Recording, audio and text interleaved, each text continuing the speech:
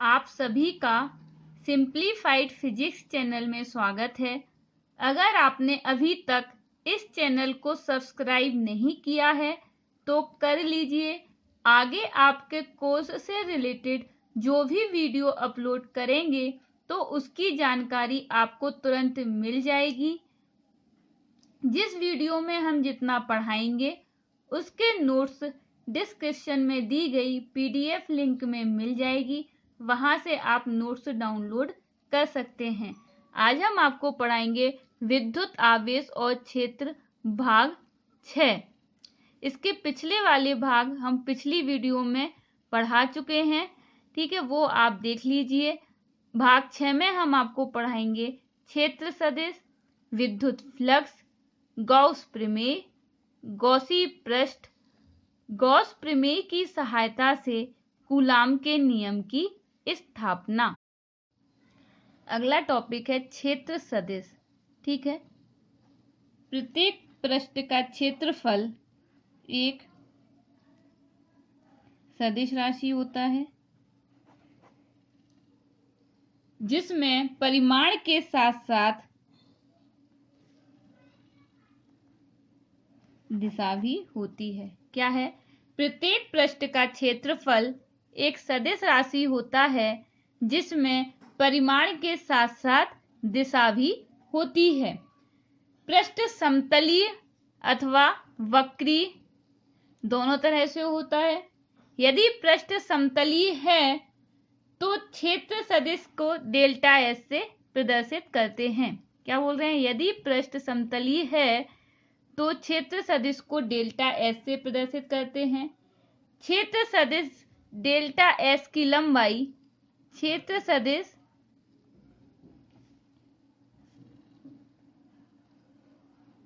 Delta S की लंबाई उसके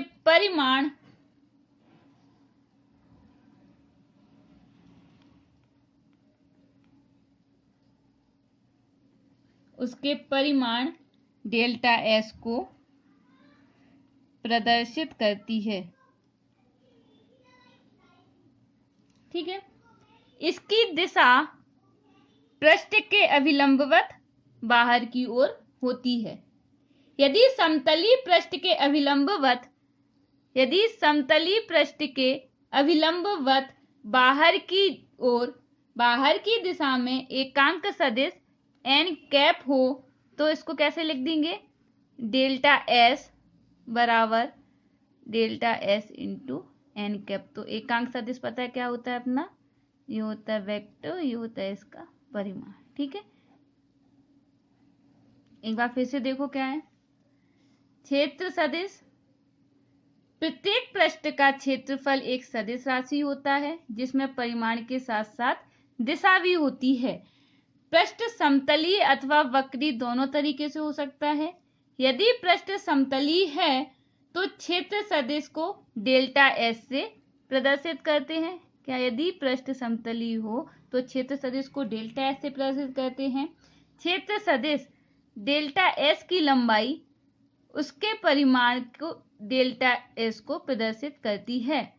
यदि समतलीय पृष्ठ के अभिलंबवत बाहर की दिशा में एकांक सदिश एन कैप हो तो डेल्टा एस बराबर वेक्टर डेल्टा एस बराबर डेल्टा एस एन कैप। इसको सदिश डेल्टा एस भी बोलते हैं और वेक्टर डेल्टा एस भी बोलते हैं, ठीक है।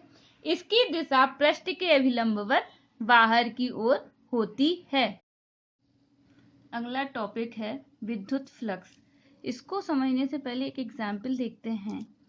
अगर मान लो कोई जल का प्रवाह हो रहा है, ठीक है, उसकी डायरेक्शन का इस दिशा में हो रही है, ये डायरेक्शन जा रही है जल के प्रवाह की, ठीक है। अगर इसके अभिलंबवत एक रिंग रख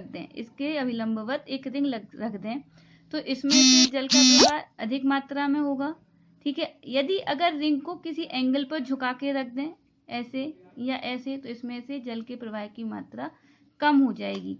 इसी प्रकार यदि विद्युत क्षेत्र में कोई पृष्ठ अभिलंबवत रखें तो उसमें से गुजरने वाली जो क्षेत्र रेखाओं की संख्या क्या हो जाएगी?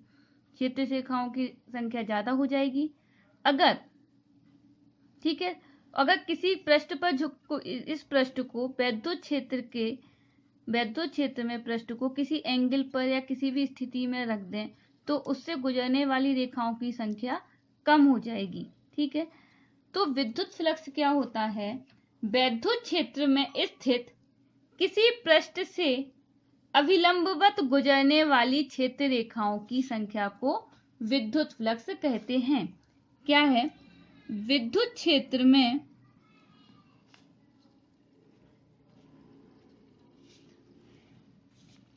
स्थित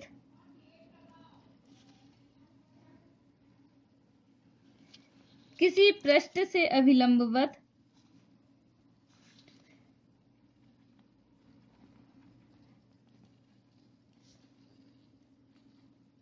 गुजरने वाली क्षेत्र रेखाओं की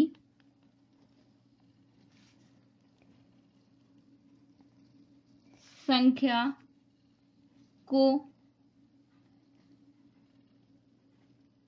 विद्युत फ्लक्स कहते हैं।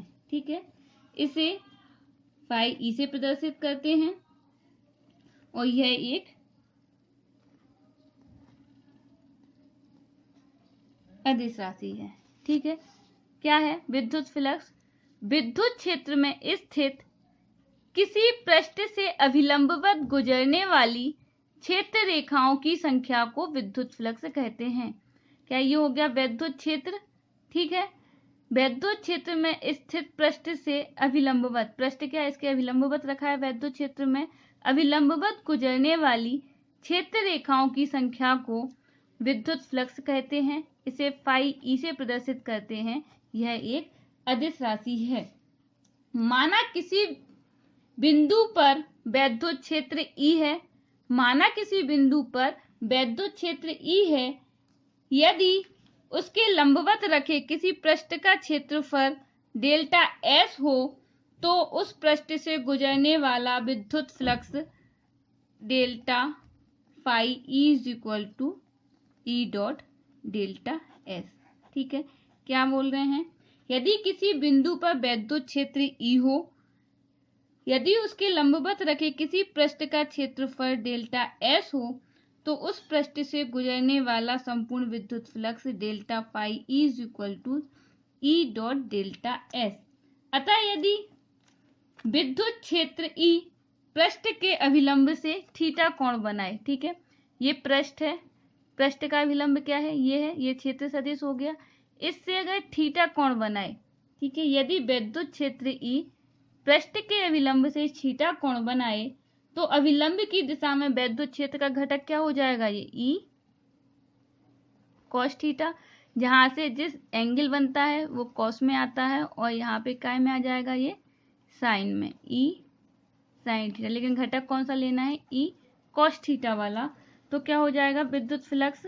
Delta phi E is equal to E cos theta into delta S.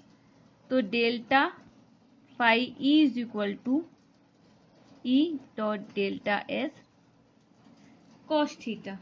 ठीक है, E delta S cos theta, तो इसको कैसे लिख देंगे? E dot delta S phi E is equal to E dot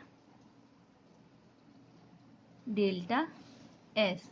ठीक है, एक फिर से phi E is equal to E dot delta S. ठीक है, इस किसी पृष्ठ से गुजरने वाला विद्युत फ्लक्स ई और क्षेत्र सदिश डेल्टा एस के अदिश गुणनफल के बराबर होता है। किसी पृष्ठ से गुजरने वाला विद्युत फ्लक्स विद्युत क्षेत्र ई और सदिश क्षेत्र डेल्टा एस के अदिश गुणन के बराबर होता है। ठीक है, अब इसकी स्थितियां भी हैं। जो सब फर्स्ट कंडीशन क्या है? विशेष स्थितियां।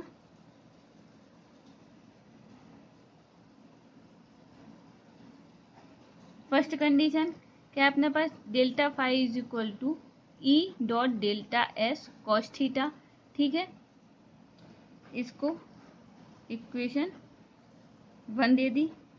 ठीक है, अब देखो समीकरण 1 से क्या है? यदि theta is equal to 90 degree रखें, theta is equal to 90 degree हो जाएगा। तो क्या हो जाएगा, ये थीटा है, ये आपका ई वेक्टर कहाँ हो जाएगा, यहाँ, यानी जो आपका पृष्ठ है उसके समांतर हो जाएगा। ठीक है, तो यहाँ पे रखेंगे cos 90, तो delta phi E is equal to E dot delta S cos 0। तो cos 0 की वैल्यू क्या होती है, सॉरी cos 90 की वैल्यू क्या होती है, 0। तो क्या हो जाएगा, ये 0। मतलब क्या हो गया ये, अगर आपका जो पृष्ठ है वो वैद्युत क्षेत्र के कैसे समांतर होगा, तो अगर समांतर होगा तो उसमें से क्षेत्र गुजरने वाली क्षेत्र रेखाओं की संख्या क्या हो जाएगी, 0 हो जाएगी। अर्थात यदि पृष्ठ वैद्युत क्षेत्र के समांतर है तो उससे गुजरने वाला वैद्युत फ्लक्स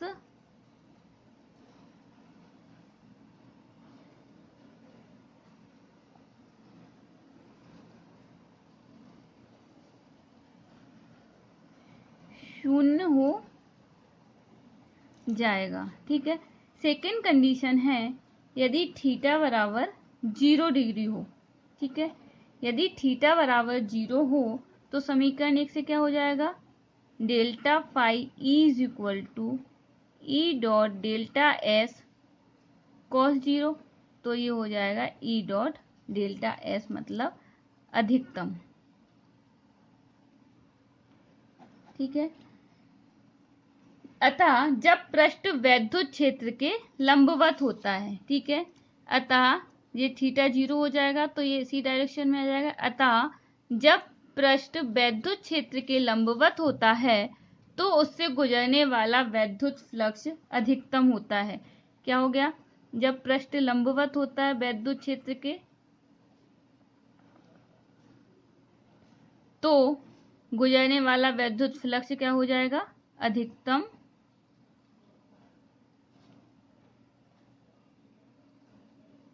हो जाएगा। ठीक है,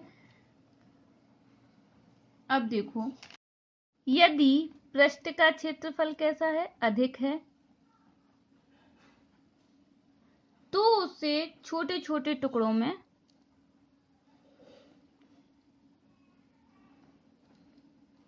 विभाजित कर लेते हैं। ठीक है, तो छोटे से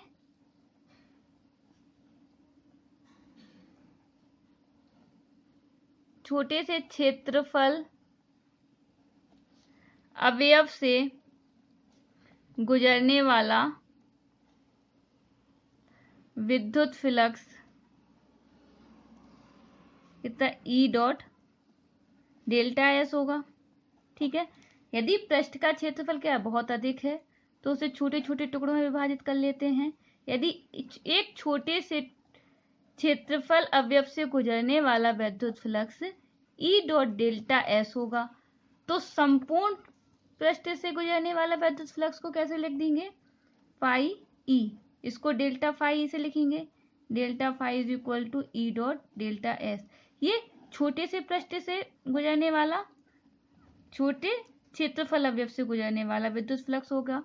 अब संपूर्ण क्षेत्रफल से गुजरने वाला विद्युत फ्लक्स के लिए क्या करते हैं, इसको इंटीग्रेशन संपूर्ण के लिए क्या कर देते हैं, ये साइन लगा देते हैं। जब संपूर्ण के लिए आता है, संपूर्ण क्षेत्रफल के लिए साइन लगा देते हैं, यहाँ एस लिख देंगे और ई डॉट डेल्टा एस। ठीक है, ये हो गया विद्युत फ्लक्स। ठीक है, अब एक बार फिर से समझ लो विद्युत फ्लक्स क्या होता है। विद्युत क्षेत्र में स्थित किसी पृष्ठ से गुजरने वाली क्षेत्र रेखाओं की संख्या को विद्युत फ्लक्स कहते हैं। इसे फाई से प्रदर्शित करते हैं। यह एक अदिश राशि है। माना किसी बिंदु पर विद्युत क्षेत्र ई है, यदि उसके लंबवत रखे पृष्ठ का क्षेत्रफल डेल्टा एस हो तो उस पृष्ठ से गुजरने वाला विद्युत फ्लक्स कितना हो जाएगा, delta phi is equal to E dot delta S. यदि विद्युत क्षेत्र ई पृष्ठ के अभिलंब से थीटा कोण बनाए तो पृष्ठ की दिशा में, अभिलंब की दिशा में उसका घटक क्या हो जाएगा, ई कॉस थीटा। ये ई कॉस थीटा हो गया। तो delta phi E is equal to, इस स्थिति में पृष्ठ से गुजरने वाला जो विद्युत फ्लक्स है वो है delta phi is equal to E cos theta delta S. तो delta phi is equal to E dot delta S cos theta. तो क्या हो जाएगा, delta phi is equal to E dot delta S.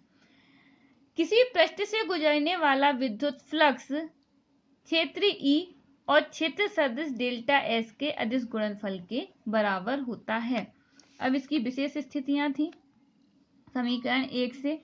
यदि theta is equal to 90 degree तो क्या हो जाएगा, फ्लक्स कितना हो जाएगा, 0 हो जाएगा। यदि पृष्ठ विद्युत क्षेत्र के समांतर है तो उससे गुजरने वाला विद्युत फ्लक्स 0 हो जाएगा।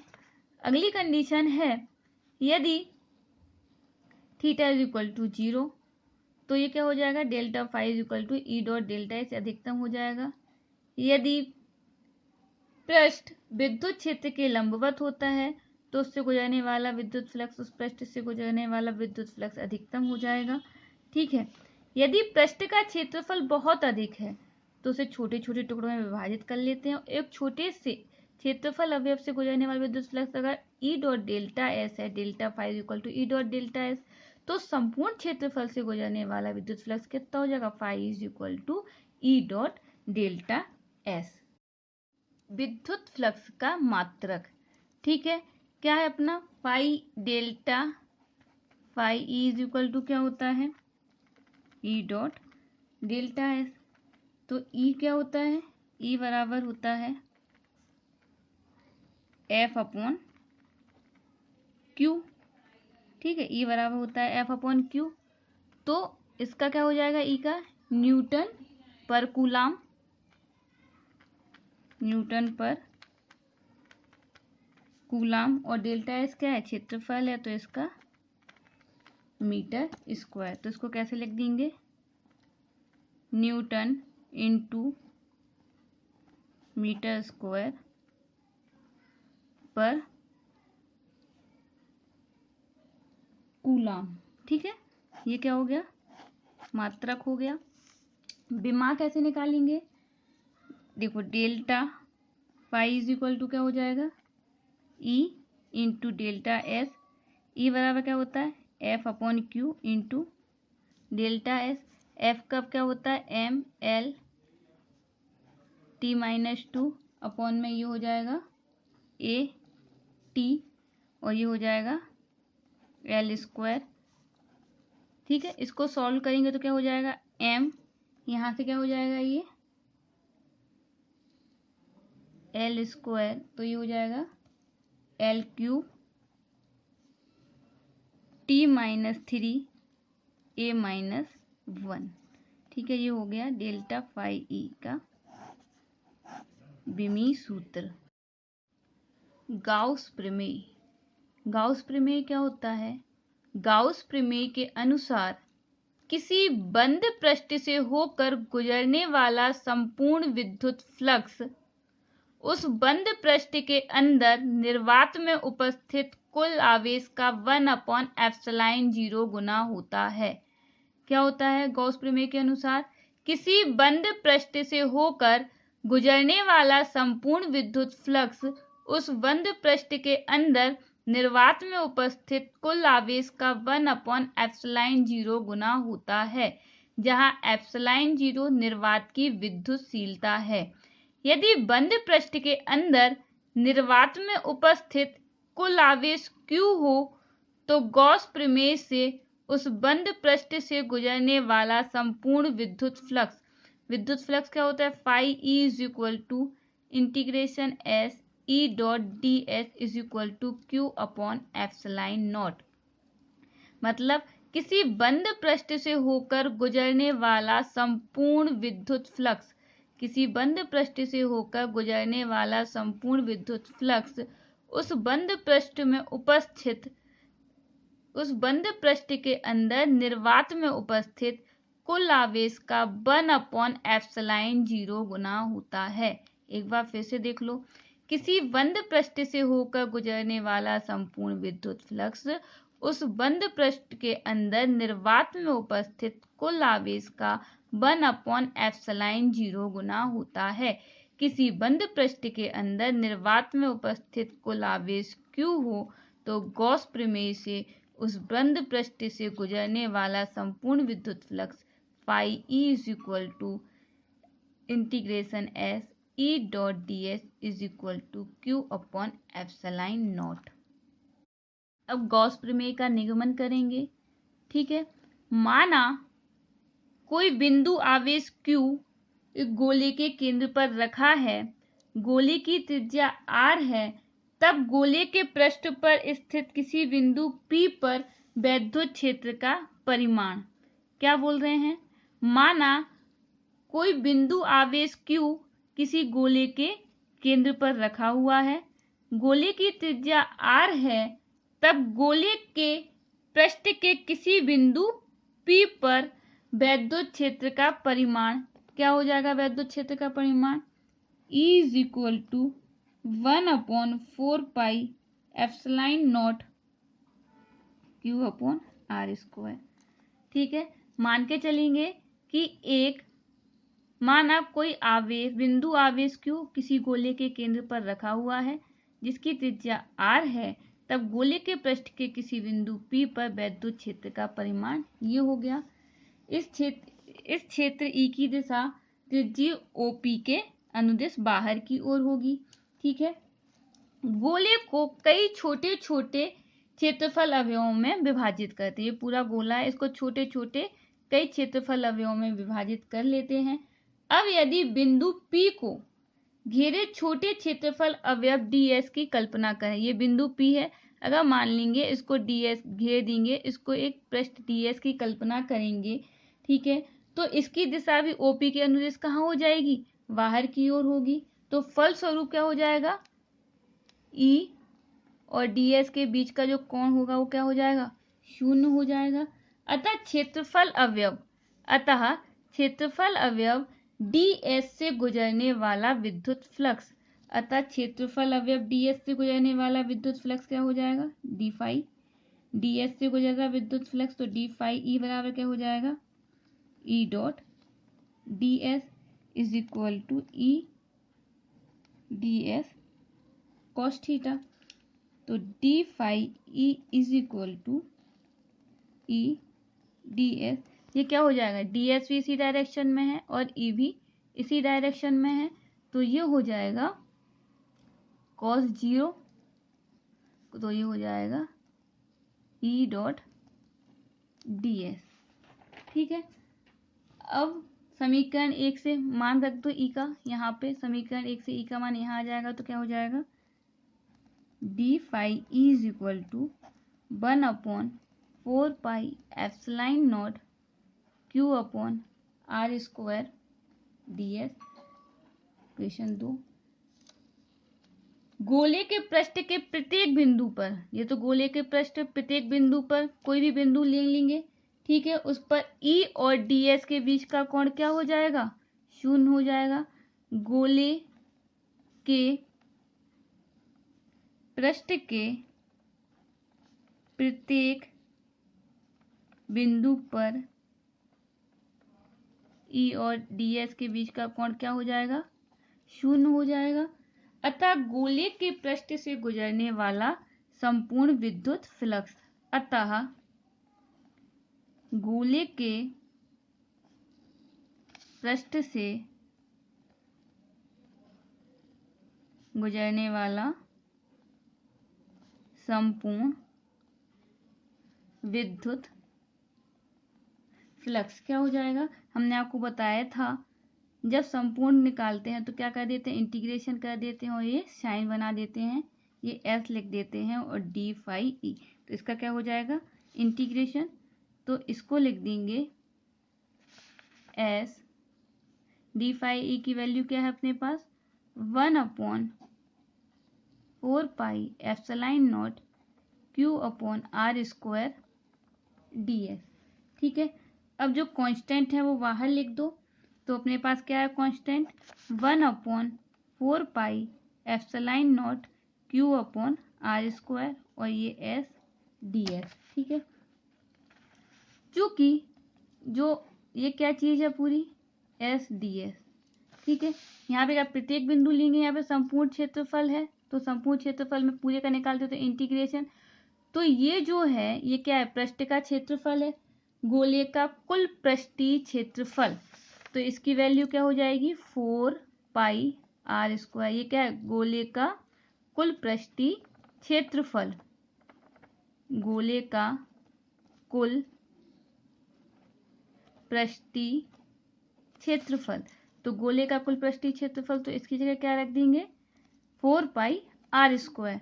तो फाई ई बराबर क्या हो जाएगा यहाँ पे 1/4πε0 Q/r², और 4πr², तो 4π से 4π ये कैंसिल हो जाएगा, r² से r² कैंसिल हो जाएगा, तो फाई ई बराबर क्या हो जाएगा Q/ε0। यही क्या है, अपनी गॉस प्रमेय है, यही गॉस प्रमेय है। एक बार फिर से देख लेते हैं गॉस प्रमेय क्या होती है। सबसे पहले गॉस प्रमेय को पढ़ते हैं। गॉस प्रमेय के अनुसार किसी बंद पृष्ठ से होकर गुजरने वाला संपूर्ण विद्युत फ्लक्स उस बंद पृष्ठ के अंदर निर्वात में उपस्थित कुल आवेश का 1/ε0 गुना होता है। क्या है, किसी बंद पृष्ठ से होकर गुजरने वाला संपूर्ण विद्युत फ्लक्स उस बंद पृष्ठ में उपस्थित निर्वात में उपस्थित कुल आवेश का 1/ε0 गुना होता है। यदि बंद पृष्ठ के अंदर निर्वात में उपस्थित कुल आवेश Q हो तो गॉस प्रमेय से उस बंद पृष्ठ से गुजरने वाला संपूर्ण विद्युत flux phi E integration S E dot d S Q/ε0। अब इसका निगमन देखते हैं क्या होता है। ठीक है, मान के चलेंगे, माना कोई बिंदु आवेश Q किसी गोले के केंद्र पर रखा हुआ है, गोले की त्रिज्या r है, तब गोले पे स्थित कोई बिंदु P पर विद्युत क्षेत्र का परिमाण E बराबर क्या हो जाएगा 1/4πε0 Q/r²। ठीक है, अब देखो यदि बिंदु P पर एक छोटा क्षेत्रफल अवयव मान लेंगे, ठीक है, क्षेत्रफल अवयव तो इसका जो सदिश होगा, क्षेत्रफल सदिश, वो भी OP की दिशा में बाहर की ओर होगा, और E भी जो विद्युत क्षेत्र है वो भी बाहर की ओर है, तो प्रत्येक बिंदु पर E और DS के बीच का कोण क्या हो जाएगा, 0 हो जाएगा। अतः क्षेत्रफल अवयव DS से गुजरने वाला विद्युत फ्लक्स क्या हो जाएगा फाई E डॉट ds, तो E ds cos थीटा, तो cos थीटा 0 हो जाएगा, तो क्या हो जाएगा फाई E डॉट ds, तो E की वैल्यू रख देंगे यहाँ से, तो 1/4πε0 Q/r² ds। ठीक है, गोले के पृष्ठ के प्रत्येक बिंदु पर E और DS का जो बीच का कोण होगा वो क्या हो जाएगा 0 हो जाएगा। अतः गोले के पृष्ठ से गुजरने वाला संपूर्ण विद्युत फ्लक्स को कैसे लिख देंगे phi E integration S d phi E. ठीक है, इसकी वैल्यू रख देंगे, तो 1/4πε0 Q/r² ds, तो जो कांस्टेंट है वो बाहर लिख दिया, ये हो जाएगा इंटीग्रेशन ds। जो इंटीग्रेशन ds है इसको क्या बोलते हैं, गोले के पृष्ठ का कुल क्षेत्रफल के बराबर हो जाएगा ये, तो ये हो जाएगा 4πr², तो इसकी वैल्यू यहाँ रख देंगे, तो फाई E 1/4πε0 Q/r², तो 4πr², 4π से 4π कैंसिल हो जाएगा, r² से r² कैंसिल हो जाएगा, तो फाई E Q/ε0। यही गॉस प्रमेय है। अगला टॉपिक है गॉसी पृष्ठ। गॉसी पृष्ठ क्या होता है, गॉसी पृष्ठ वह काल्पनिक पृष्ठ होता है जो गॉस प्रमेय का उपयोग करने के लिए किसी आयतन को परिबद्ध करते हुए खींचा जाता है। यह किसी भी आकार का हो सकता है। क्या है, गॉसी पृष्ठ वह काल्पनिक पृष्ठ है जो गॉस प्रमेय का उपयोग करने के लिए किसी आयतन को परिबद्ध करते हुए खींचा जाता है। यह किसी भी आकार का हो सकता है। एग्जाम्पल देख लो, जैसे एक ये तार है, ठीक है, इसको परिबद्ध करते हुए इसका क्या आयतन बन जाएगा, ये बेलन। ठीक है, तो ये क्या हो जाएगा, एक प्रकार का गॉसी पृष्ठ हो गया, ये बेलन के आकार गॉसी पृष्ठ हो गया। जैसे मान लो एक बिंदु है, तो इसको परिबद्ध करते हुए गॉसी पृष्ठ क्या, ये एक वृत्त हो गया। ये किसी भी आकार का हो सकता है। ये वृत्त के आकार का गॉसी पृष्ठ हो गया, ये बेलन का आकार का गॉसी पृष्ठ हो गया। तो क्या हो गया, गॉसी पृष्ठ वह काल्पनिक पृष्ठ होता है जो गॉस प्रमेय का उपयोग करने के लिए किसी आयतन को परिबद्ध करते हुए खींचा जाता है या किसी भी आकार का होता है। इसका महत्व क्या है, इसका उपयोग किसी आवेश या आवेशों के निकाय के कारण उत्पन्न वैद्युत क्षेत्र ज्ञात करने के लिए किया जाता है जहाँ कूलाम का नियम लागू करना कठिन होता है। जहाँ कूलाम का नियम लागू नहीं होता है उसमें क्या करते हैं, गॉसी पृष्ठ का उपयोग करते हैं। और गॉसी पृष्ठ का उपयोग क्यों करते हैं, वैद्युत क्षेत्र ज्ञात करने के लिए। तो क्या होता है, इसका उपयोग किसी आवेश या आवेशों के निकाय के कारण उत्पन्न वैद्युत क्षेत्र ज्ञात करने के लिए किया जाता है जहाँ कूलाम का नियम लागू करना कठिन होता है। एक बार फिर से देख लो, गॉसी पृष्ठ वह काल्पनिक पृष्ठ होता है जो गॉस प्रमेय का उपयोग करने के लिए किसी आयतन को परिबद्ध करते हुए खींचा जाता है।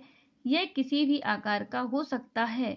इसका उपयोग किसी आवेश या आवेशों के निकाय के कारण उत्पन्न वैद्युत क्षेत्र ज्ञात करने के लिए किया जाता है जहाँ कूलाम का नियम लागू करना कठिन होता है।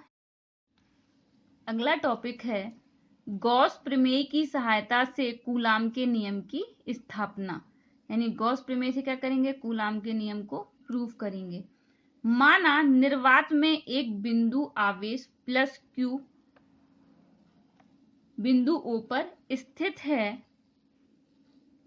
O केंद्र और R त्रिज्या का एक वृत्त खींचते हैं, गोला खींचते हैं।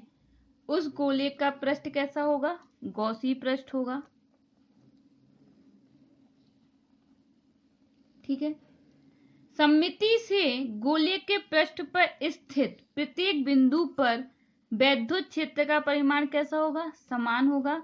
गोले के पृष्ठ पर स्थित प्रत्येक बिंदु पर वैद्युत क्षेत्र का परिमाण समान होगा तथा इसकी दिशा त्रिज्यीय बाहर की ओर होगी। क्या बोल रहे हैं, एक बार फिर से देखो। माना निर्वात में एक बिंदु आवेश प्लस क्यू बिंदु O पर स्थित है। केंद्र O और R त्रिज्या का एक गोला खींचते हैं। इस गोले का पृष्ठ कैसा होगा, गॉसी पृष्ठ होगा। सममिति से गोले के पृष्ठ के प्रत्येक बिंदु पर स्थित वैद्युत क्षेत्र का परिमाण समान तथा इसकी दिशा त्रिज्यीय बाहर की ओर होगी। गोली पृष्ठ पर एक क्षेत्रफल अवयव ds लेते हैं। गोली पृष्ठ पर एक क्षेत्रफल अवयव क्या ले लिया, ds लेते हैं, जिसकी त्रिज्यीय दिशा में, जिसकी दिशा क्या होगी, त्रिज्यीय दिशा में बाहर की ओर होगी। इस प्रकार पृष्ठ के प्रत्येक बिंदु पर S, ds और E के बीच का कोण क्या हो जाएगा, शून्य हो जाएगा। क्या बोल रहे हैं, गोली पृष्ठ पर, गोली गॉसी पृष्ठ पर, गोली गॉसी पृष्ठ पर एक क्षेत्रफल ds लेते हैं। इसकी दिशा भी क्या हो जाएगी, त्रिज्यीय बाहर की ओर हो जाएगी। ठीक है। इस प्रकार पृष्ठ के प्रत्येक बिंदु पर E और ds की क्या हो जाएगी, बीच का कोण क्या हो जाएगा, इस प्रत्येक बिंदु पर E और ds के बीच का कोण शून्य हो जाएगा, अर्थात थीटा बराबर 0 डिग्री। अतः गॉसी पृष्ठ से गुजरने वाला संपूर्ण विद्युत फ्लक्स, अतः गॉसी पृष्ठ से गुजरने वाला संपूर्ण विद्युत फ्लक्स कैसे लिखते हैं, phi E is equal to, ये पूरा ऐसा कर देते और ई डॉट डी एस, संपूर्ण विद्युत फ्लक्स ये हो गया। ठीक है। इसको क्या कर देंगे, कैसे लिखते हैं इसको, ई dot d S cos theta, theta यहाँ पे 0 हो गया। ठीक है। तो ये ई बाहर लिख देंगे, ये एस डी एस। ठीक है। जो ये डी एस है ये क्या है, पृष्ठीय क्षेत्रफल, गोली गॉसी पृष्ठ का क्षेत्रफल। इसको क्या बोलेंगे, गोली गॉसी पृष्ठ का क्षेत्रफल। ठीक है, तो इसको कैसे लिख देंगे, ds is equal to 4πr²। ये हो गया गोली गॉसी पृष्ठ का क्षेत्रफल। ठीक है, अब इसके आगे क्या करेंगे, फाई ई, तो इसकी जगह क्या लिख देंगे 4πr²। तो फाई ई बराबर हो जाएगा E.4πr²। इक्वेशन नंबर 1 दे दी इसको। गॉस प्रमेय क्या होती है, गॉस की प्रमेय से क्या होता है, फाई ई बराबर Q/ε0। इक्वेशन 2 दे दी। ठीक है, देखो अब समीकरण 1 व 2 से तो क्या हो जाएगा, Q/ε0 बराबर E4πr²। ठीक है, तो E बराबर क्या हो जाएगा 1/4πε0 Q/r²। इक्वेशन 3 दे दिया। ठीक है, समीकरण वैद्युत क्षेत्र के परिमाण को व्यक्त करता है। ये क्या करता है, समीकरण 3 विद्युत क्षेत्र के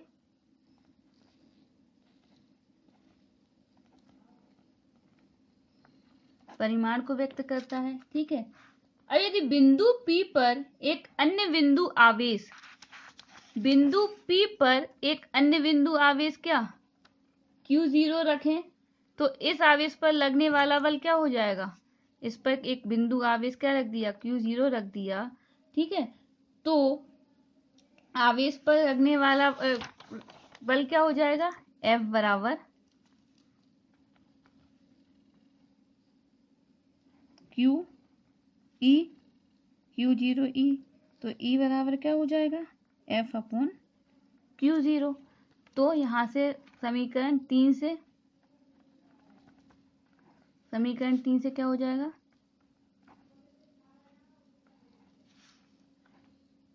F/Q0 is equal to 1/4πε0 Q/r²। तो F बराबर हो जाएगा 1/4πε0 Q0/r²। यही क्या हो गया, कूलाम का नियम है। यही कूलाम का, एक बार फिर से देख लो पूरा, क्या अपन को क्या करना था, टॉपिक था गॉस प्रमेय की सहायता से कूलाम के नियम की स्थापना। ठीक है, सबसे पहले क्या लेके चले थे, माना कोई बिंदु आवेश Q एक बिंदु O, किसी बिंदु O पर रखा हुआ है, केंद्र O और R त्रिज्या का क्या एक गोला खींचते हैं। यह गोला क्या होगा, एक गॉसी पृष्ठ होगा। सममिति से इस गोले के प्रत्येक बिंदु पर वैद्युत क्षेत्र का परिमाण समान तथा इसकी दिशा त्रिज्यीय बाहर की ओर होगी। ठीक है, गोलीय गॉसी पृष्ठ पर एक क्षेत्रफल अवयव ds। ठीक है, एक क्षेत्रफल अवयव ds लेते हैं, इसकी दिशा भी क्या होगी, त्रिज्यीय बाहर की ओर होगी। इस प्रकार पृष्ठ के प्रत्येक बिंदु पर E और ds के बीच का एंगल क्या हो जाएगा, 0 हो जाएगा। ठीक है, अतः गॉसी पृष्ठ से गुजरने वाला संपूर्ण विद्युत फ्लक्स, तो संपूर्ण के लिए क्या लिखते थे, phi E is equal to integration S E dot d S. तो कॉस थीटा यहाँ पे 0 आ गया, तो क्या लिख देंगे, ये आ जाएगा, ई बाहर ले लिया और क्या आ जाएगा, ये इंटीग्रेशन एस डी एस। तो ये क्या हो जाएगा, गोलीय गॉसी पृष्ठ का क्षेत्रफल। तो गोले का पृष्ठीय क्षेत्रफल कितना होता है, πr²। ठीक है, तो इसकी जगह क्या रख देंगे 4πr²। पृष्ठीय क्षेत्रफल 4πr² हो गया, तो इसको रख देंगे phi is equal to E.4πr²। चूंकि गॉस प्रमेय से फाई ई बराबर क्या होता है, Q/ε0। ठीक है, तो यहाँ पे रख देंगे Q/ε0 is equal to E.4πr²। तो E बराबर क्या हो जाएगा 1/4πε0 Q/r²। ये क्या हो जाएगा, वैद्युत क्षेत्र का परिमाण हो गया, मतलब। ठीक है, उसके बाद क्या होगा, अगर बिंदु P पर कोई आवेश, यदि बिंदु P पर एक अन्य बिंदु आवेश Q0 रखें। ठीक है, तो इस आवेश पर लगने वाला बल क्या हो जाएगा, F is equal to Q0 E, तो E बराबर F अपॉन Q0। तो समीकरण 3 से क्या रख देंगे, यहाँ पे E की वैल्यू रख देंगे, तो F upon Q0 is equal to 1/4πε0 Q upon R square. तो F बराबर हो जाएगा 1/4πε0 Q Q0 upon R square. यही कूलाम का नियम है। धन्यवाद।